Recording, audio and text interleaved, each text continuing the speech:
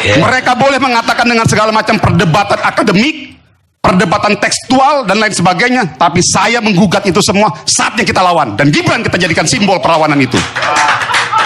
Saya berdebat dengan ketidaksopanan etikal gitu. Lain itu. Saya nggak mengeledek orang dengan bahasa tubuh yang sekedar slapstick itu. Saya menghina pikiran orang, bukan menghina tubuh lawan debat saya. Saya nggak pernah menghina. Assalamualaikum warahmatullahi wabarakatuh. Kembali lagi di channel Prayoga Muhammad. Nah teman-teman semua, gue akan membahas ya di mana ILC kemarin membahas tentang debat cawapres ya. Tentunya di sini adalah Gibran lagi-lagi ya. Nah di sini ada perdebatan yang lumayan sangat sengit ini antara Bung Rocky Gerung dan juga Bung Maman Abdurrahman. Begitu juga Skakmat dari Pangeran Siahaan. Jubir dari 03 ya. Kalau Bung Maman adalah jubir dari 02 ya. Nah, di sini Bung Maman sebagai jubir Prabowo Gibran tentu akan terus membela 02 ya. Teruntuk Gibran yang memang lagi rame banget dikomentari oleh kebanyakan warga Indonesia tentang etika dan tingkah ajaibnya saat debat. Tapi sayangnya di sini Bung Maman sedikit menyindir Bung Rocky Gerung ya, di mana di sini Bung Maman mencontohkan ketika seorang Rocky yang sering kali dari mulutnya mengatakan kata-kata yang tak pantas dianggap biasa saja. Tapi giliran Gibran selalu dikomentari dengan segala argumentasinya. Tentu hal itu memicu Bung Rocky Gerung untuk menanggapinya ya. Dan terlihat di sini Bung Maman justru tak menghiraukan dan seperti tak paham gitu ya. Padahal Bung Rocky singkat jelas menanyakan tentang etis dan etiket. Soalnya di sini jelas ya, Bung Rocky hanya bertanya apakah Bung Maman paham tentang etis dan juga etiket. Coba kita lihat videonya. Dan ini saya yakin dirasakan oleh seluruh adik-adik saya, seluruh anak-anak muda di Indonesia. Mau kita sampein bener atau enggak bener, di hadapan para generasi-generasi di atasnya, terlepas dari itu benar atau salah, tetap dianggapnya nggak benar. Sama halnya, mohon maaf ya Mas Rocky. Contoh misalnya, pada saat Mas Rocky dalam konteks debat-debat diskusi, saya sampai hari ini orang yang menghormati beliau dalam konteks diskusi. Beliau sering menggunakan kata-kata yang ekstrim, tapi bagi kita itu adalah bagian dari sebuah proses demokrasi kita.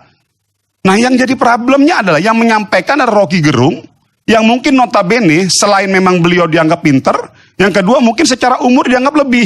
Andaikan yang ngomong kayak Mas Rocky Gerung ini orang anak muda yang umur 25 tahun, saya yakin juga. Saya interview sebentar Ya. Ya. Boleh Mas, silakan Mas. Nggak bunyi nih, kayak mic Mbak Puan nih nggak bunyi. Oke. Sekaligus yang you bicara itu atau yang lain itu tentang ethics atau tentang etiket. Yang mana? Kita nggak tahu, kita ambil kata etika itu dari bahasa Prancis etiket. Bahasa Belanda juga begitu. Atau dari bahasa Inggris ethics. Coba terangin saya dulu tuh. Saya pikir biar Mas Rocky aja lanjut. Bukan, itu yang saya maksud. Anda pakai kata ethics di dalam pengertian ethical atau pakai kata etiket dalam pengertian tata krama itu. Yang mana?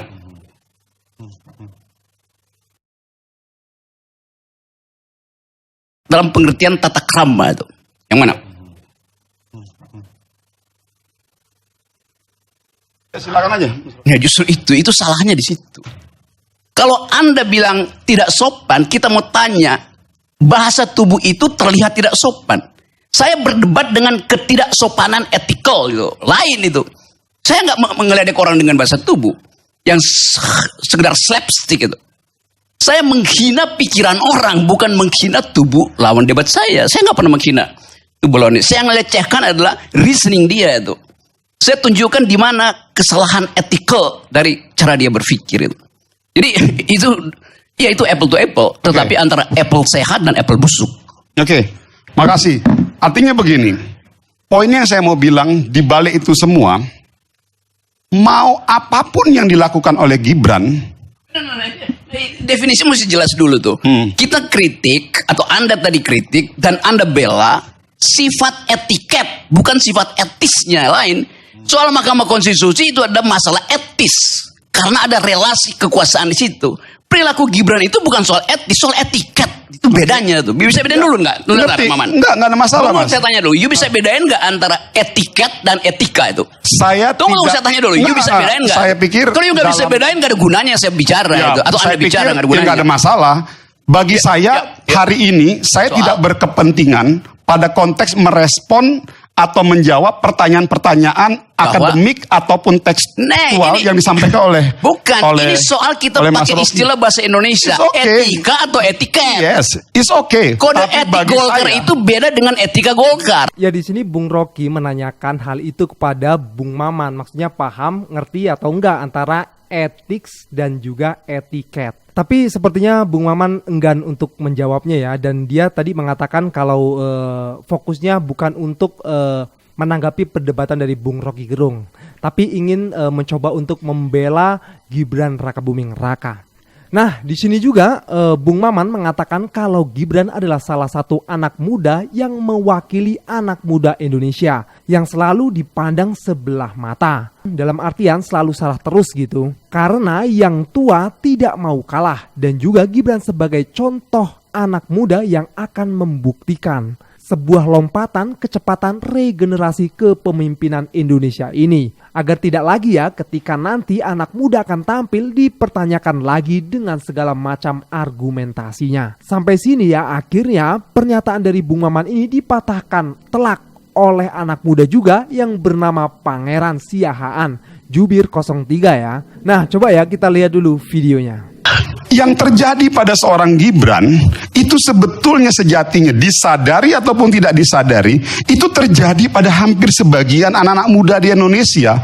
Bahwasanya ada yang bisa mempertanyakan itu etis, etiket, whatever apapun itu. Bagi saya bukan whatever, itu ini mesti ada kejelasan istilah. Sebuah narasi, sebuah argumentasi yang digunakan bahwa kepada seorang anak muda, bahkan seluruh anak-anak muda di Indonesia yang memang mereka-mereka yang relatif sudah senior ataupun di atas kita ini belum bisa menerima kepemimpinan muda.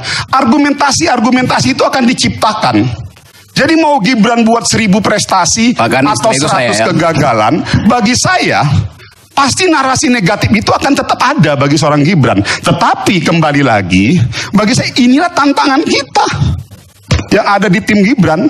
Perjalanan proses politik selama 4 bulan terakhir ini sudah cukup bagi saya dan kita semua sebagian besar anak muda untuk menyimpulkan bahwa hari ini mereka-mereka yang usianya di atas kita, sebagian, saya tidak bilang semuanya, masih bisa belum menerima terjadinya percepatan regenerasi di kepemimpinan di Indonesia ini. Sekarang saatnya kita lawan. Mereka boleh mengatakan dengan segala macam perdebatan akademik, perdebatan tekstual dan lain sebagainya, tapi saya menggugat itu semua. Saatnya kita lawan, dan Gibran kita jadikan simbol perlawanan itu. Terus terang gue geli sih ya dengar Bung Maman ini mengatakan hal ini gitu, seolah-olah kayak masyarakat Indonesia itu tidak tahu gitu bagaimana perjalanan Gibran untuk menuju menjadi cawapres. Dan Bung Maman sendiri mengatakan kalau Gibran itu bisa menjadi contoh untuk anak muda Indonesia lainnya. Kalau menurut gue gimana ya? Oke, coba kita dengarkan dulu ya penjelasan dari Bung Pangeran Siahaan. Ini dia videonya. Bang tua-tua, ketika bicara mengenai bahwa ini adalah bentuk sebuah ketidaksiapan dari generasi yang lebih senior, lebih tua kepada anak muda yang mau maju. Sehingga selalu dilakukan berbagai cara untuk merongrong. Iya, mungkin itu memang terjadi. Tapi apakah kita bisa menanggalkan atribusi dan predikat yang melekat kepada Mas Gibran? Dengan segala macam privilege? Kan nggak bisa. Kita tidak bisa memandang sosok politik seperti Mas Gibran itu bebas nilai. Dan juga bebas title. Seolah-olah posisi Mas Gibran itu sama dengan aktivis mahasiswa yang bukan anak siapa-siapa. Seolah-olah sama dengan buruh pabrik yang berada di Tangerang yang bukan anak siapa-siapa. Yang memang mereka semua tuh mau meniti jalan hidupnya dari bawah sampai ke atas tanpa modal yang tinggi. Kita tidak bisa menempatkan itu dalam apple to apple secara ekivalen. Nggak adil. Nggak adil untuk siapa? Nggak adil untuk orang yang tidak punya privilege. Jadi sehingga kalau ditanya apakah ini betul bahwa sosok dari Mas Gibran mewakili anak muda, betul usianya muda. Tapi usia saya sama Mas Gibran tuh cuma terpaut 1 tahun saya di bawah. Dan di generasi saya, itu nggak ada yang ngomong generasi zaman now, butuh solusi zaman now, itu nggak ada. Nggak ada, itu nggak ada yang ngomong kayak gitu. Itu bukan kosakata generasi saya. Apalagi yang di bawah saya, gitu kan. Jadi saya mempertanyakan sebenarnya. Jadi kalau bukan anak muda, siapa yang ingin dilindungi dengan segala macam langkah ini? Kayaknya sih bukan yang muda-muda. Gue salut sih ini kata-kata dari Bung Pangeran ini bagus banget, jelek banget ini. Argumen dari Bung Maman langsung dipatahkan ya secara pemikiran yang menurut gue cukup mantap lah ini, berkelas gitu.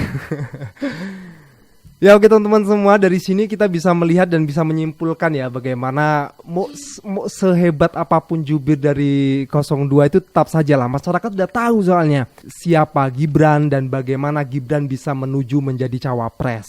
Dan itu pun sampai sekarang masih terus-terusan dipertanyakan, bahkan dalam setiap debat selalu saja ada yang menyinggung tentang etika. Apalagi saat ini ya, tim 02 selalu mengatakan menginginkan untuk satu putaran. Sedangkan banyak survei yang mengatakan, bahkan survei dari luar negeri yang mengatakan kalau tim 01 itu justru tidak sampai 50%. Tapi dari TKN Prabowo sendiri, jubirnya selalu mengatakan kalau sudah bisa lebih dari 50%. Tentunya hal itu tidak bisa kita cerna begitu saja ya, karena nyatanya sampai hari ini bahkan Pak Jokowi sendiri akan turun tangan guys, yang mengatakan kalau presiden boleh berpihak. Itu juga masih ramai itu ya diperbincangan oleh masyarakat Indonesia, yang tentunya banyak yang gemes gitu dengan Pak Presiden. Karena Pak Presiden itu kan harusnya netral lah kalau menurut gua. Nggak bisa lah seorang presiden memihak. Karena apa? Presiden sendiri mengatakan boleh memihak asalkan tidak menggunakan fasilitas negara. Nah, sedangkan presiden bagaimana ceritanya nggak bisa nggak pakai fasilitas negara. Sedangkan kemana-mana harus dijaga.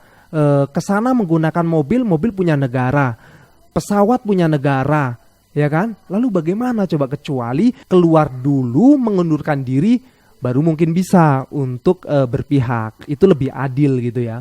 Kalau menurut kalian pribadi gimana teman-teman semua? Oke teman-teman semua, mudah-mudahan video ini bermanfaat untuk kalian ya. Jangan lupa berikan komentar kalian di bawah ini. Jangan lupa juga untuk like, subscribe channel ini. Sekian dari gua, Prayoga Muhammad. Wassalamualaikum warahmatullahi wabarakatuh.